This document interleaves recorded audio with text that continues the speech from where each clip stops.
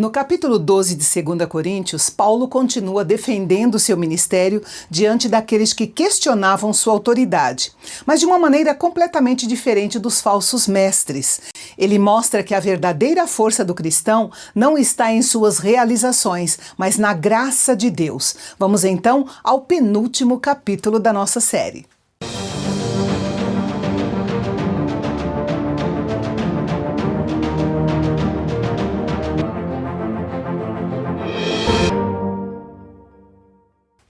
Nos primeiros versículos, Paulo fala de uma experiência extraordinária que ele viveu 14 anos antes.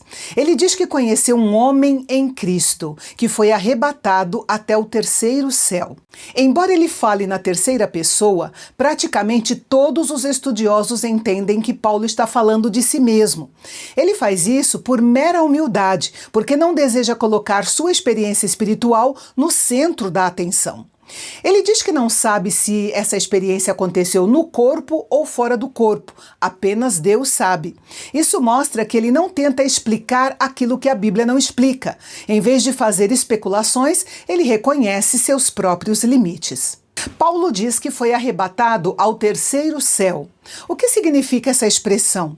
Naquela época, a maneira judaica de expressar a realidade espiritual distinguia 3 céus. O primeiro era o céu onde voam as aves. O segundo era a região onde aparecem o sol, a lua e as estrelas. E o terceiro céu era a habitação de Deus, o lugar da sua presença, chamado aqui de paraíso. Ao usar essa expressão, Paulo está dizendo que foi levado à presença de Deus e viu realidades espirituais que não podiam ser plenamente descritas em palavras. Ele afirma que ouviu palavras extraordinárias que ele não tinha permissão para repetir. É interessante perceber que Paulo quase não fala dessa experiência. Seu foco continua sendo Cristo e o Evangelho. Isso nos ensina que a fé cristã deve estar firmemente fundamentada na palavra de Deus. As experiências extraordinárias podem fazer parte da caminhada do cristão, mas nunca devem ser o fundamento da sua fé. Elas devem confirmar e refletir a verdade das Escrituras e não as substituir. Paulo afirma que, se quisesse, teria motivos para se gloriar. Afinal, poucos seres humanos receberam uma experiência como essa. No entanto, ele escolhe não fazer disso motivo de orgulho.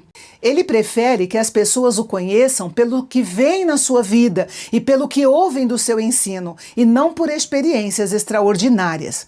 E essa continua sendo uma grande lição para nós. Nossa vida cristã não deve ser avaliada pelas experiências que afirmamos ter vivido, mas pelo nosso caráter, pela fidelidade à palavra de Deus e pelo testemunho da nossa vida. A partir do versículo 7, chegamos ao texto mais conhecido do capítulo.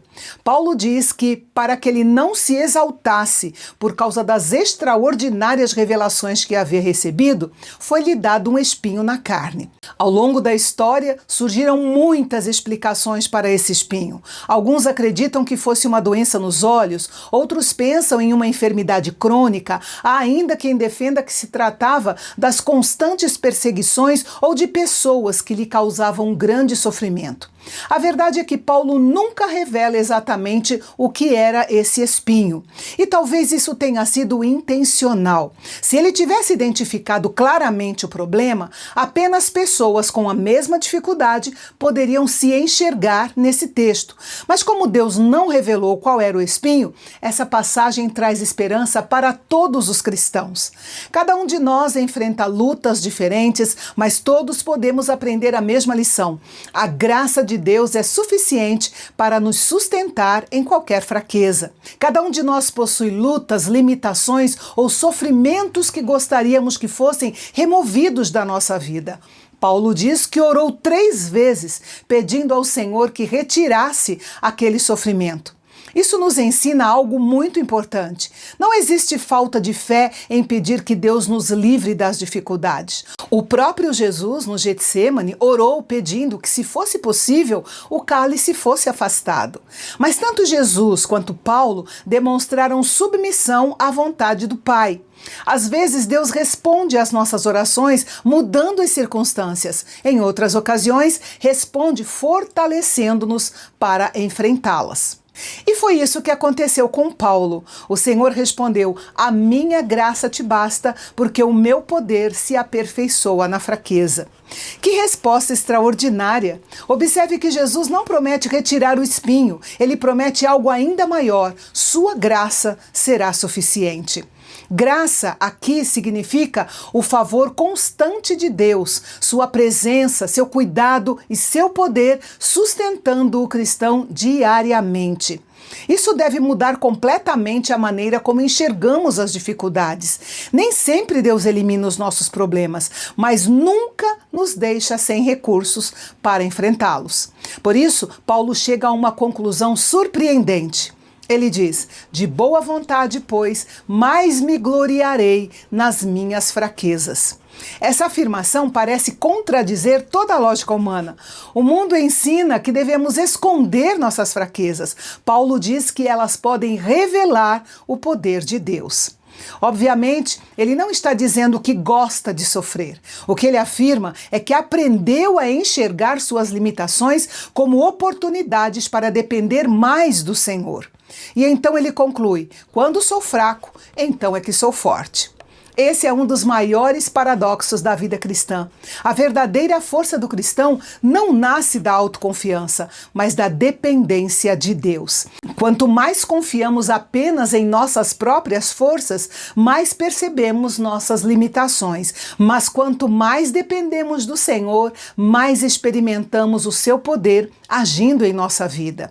A fraqueza humana se torna o cenário onde o poder de Deus se revela. Na sequência, Paulo volta a defender seu apostolado. Ele lembra que realizou entre os coríntios sinais, prodígios e milagres. Esses milagres não existiam para promover Paulo, mas confirmavam que Deus realmente o havia enviado como apóstolo. É importante lembrar que os milagres nunca foram o centro da mensagem apostólica. O centro sempre foi Cristo. Os sinais apenas confirmavam a autenticidade da mensagem. Paulo informa que pretende visitar Corinto pela terceira vez e faz uma das declarações mais bonitas da carta: "Não estou interessado nos bens de vocês, mas em vocês mesmos." Paulo não via as pessoas como fonte de lucro, mas como vidas preciosas diante de Deus. Em seguida, compara o seu cuidado ao amor dos pais pelos filhos. Normalmente, são os pais que trabalham para sustentar os filhos, e não os filhos que sustentam os pais. Da mesma forma, Paulo estava disposto a gastar seus recursos, suas forças e até sua própria vida pelo bem espiritual da igreja em Corinto. E essa continua sendo uma característica da verdadeira liderança cristã. O líder não usa as pessoas para construir o seu próprio reino. Ele serve as pessoas para que elas cresçam no reino de Deus. Nos versículos finais, Paulo demonstra uma preocupação sincera. Ele teme que, ao chegar a Corinto, encontre novamente divisões, invejas, iras, rivalidades, calúnias, fofocas, arrogância e desordem. Esses pecados talvez não chamem tanta atenção quanto grandes escândalos, mas também destroem a comunhão da igreja e enfraquecem o testemunho do Evangelho. Paulo também menciona pessoas que continuavam vivendo na impureza, na imoralidade sexual e na libertinagem sem demonstrarem arrependimento. Isso nos lembra que Deus é amor, mas também é santo. Sua graça oferece perdão a todo aquele que se arrepende, mas não aprova uma vida de pecado sem arrependimento. O verdadeiro evangelho anuncia tanto a graça que perdoa, quanto a santidade que transforma. Ao concluir este capítulo, guardemos no coração a promessa que sustentou Paulo durante toda a sua caminhada: "A minha graça te basta."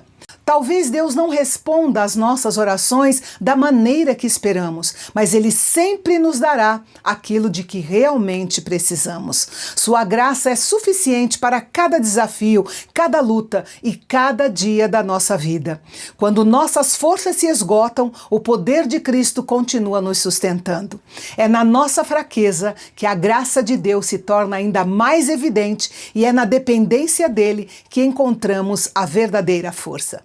E a mensagem de esperança de 2 Coríntios 12 é: nossa fraqueza não é um obstáculo para Deus, mas uma oportunidade para que seu poder se manifeste. Quando nossas forças acabam, a graça de Cristo continua sendo suficiente para nos sustentar.